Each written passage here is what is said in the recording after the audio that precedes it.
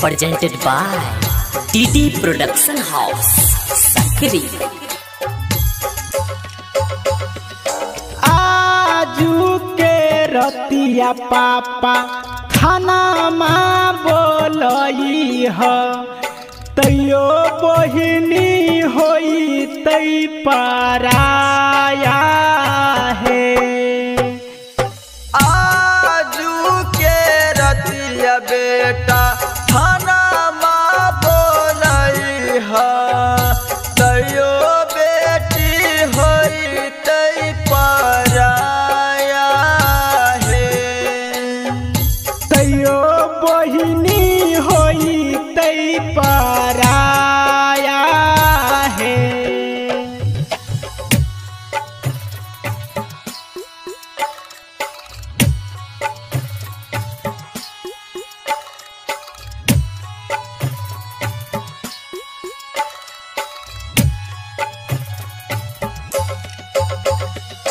DJ good Madhubani.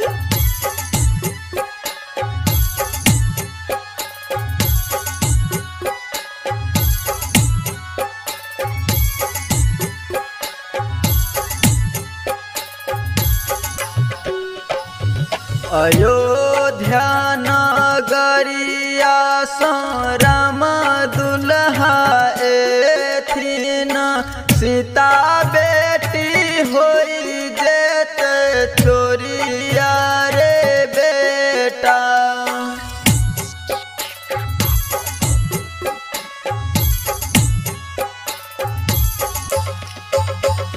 Ayodhya नगरिया राम दुल्हा एथिन सीता बेटी होई जैतै चोरिया रे बेटा।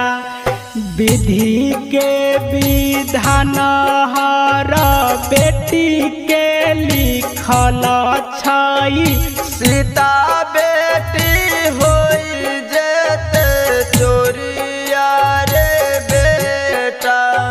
सीता बहिनी होई त पराया हो।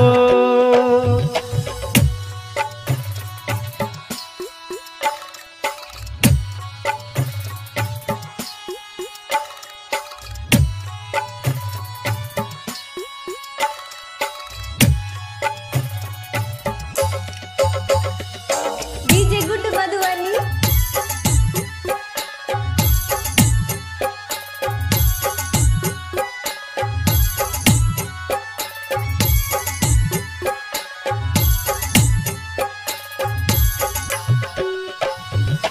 आजू के दिन छत पर कोयल रे बोले राम लक्ष्मण सजे बरियात है।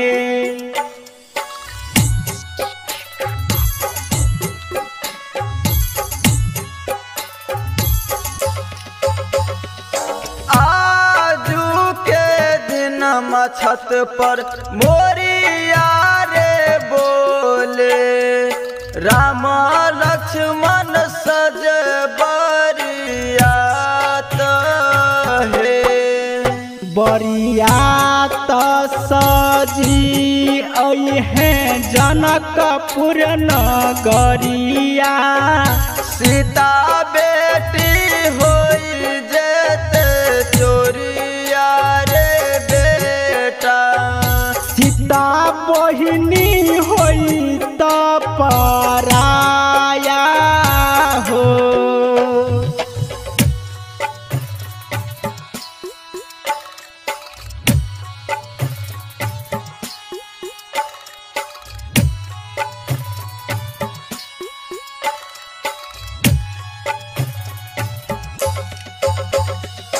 DJ good Madhubani.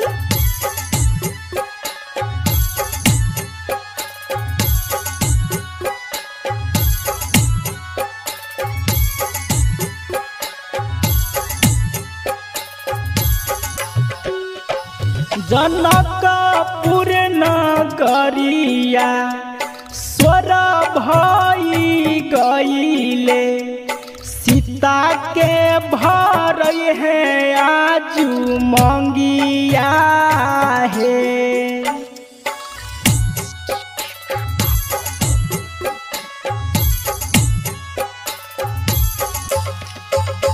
जनकपुर नगरिया सोरा भई गईले सीता के भर है आजू मंगिया है।